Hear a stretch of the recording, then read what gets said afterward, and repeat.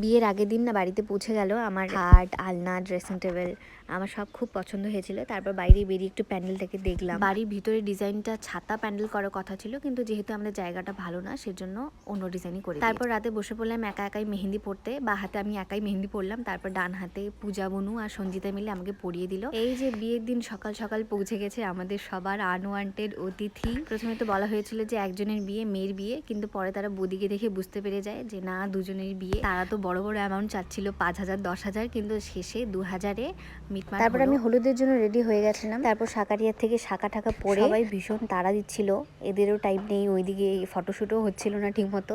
তো ওভাবে কোনো মতোটা সেরে এই মেকআপে বসে পড়েছিলাম। তারপর মেকআপ টেকআপ করে রাত্রেবেলা বসে দুই ননদ বৌদি। তারপর চললো অনেক ফটো তোলা যেন শেষই হচ্ছিল না, সবাই এসে ফটো তুলছিল। আর এদিকে আমার মাথার মধ্যে এত ব্যথা হচ্ছিল, এত ক্লিপ, এত ফুল, মাথাটা একদম ভারী হয়ে আছে। তো দেখা হচ্ছে পরে মিনি।